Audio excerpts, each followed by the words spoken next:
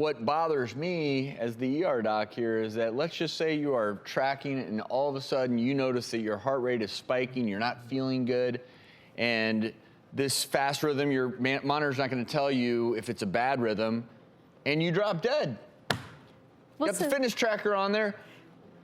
Great, you tracked your heart rate while you died. Right. I mean, I'm not trying to make light of it, but that's, to me, that is where the stupidity comes into play. Well, the very false sense of security. Exactly. Because when you read this forum, the way the threads go is that, oh, I track my heart rate, and when it's too high, then if it's my turn to take a line, I don't take a hit. I skip my turn.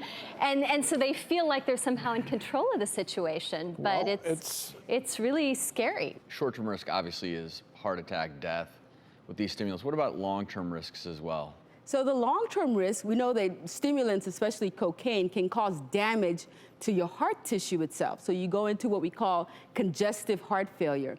And we find that this, you can have congestive heart failure many, many years after you actually quit using drugs, and it can lead to death many years after using drugs. So that's something to watch out for. Physical and mental dependency as well? Absolutely.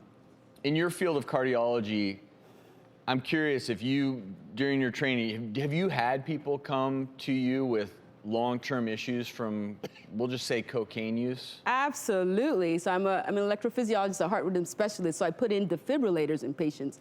So I have quite a few patients that I've had to put in a defibrillator who've had congestive heart failure as a result of drug use in the past. So this may even apply more to someone out there who's considering using these drugs.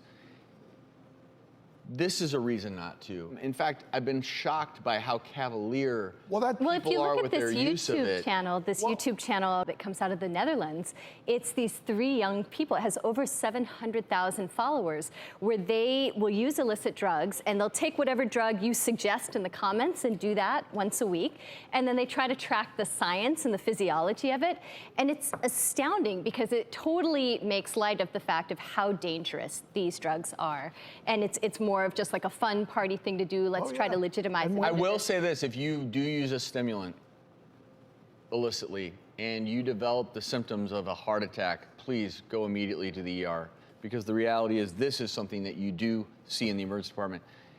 Please, there will be no judgments. Get yourself to the ER, because in fact you can suffer a heart attack from use of these drugs as well. Dr. Eubany, I want to thank you so much for lending your expertise and the care you provide your patients.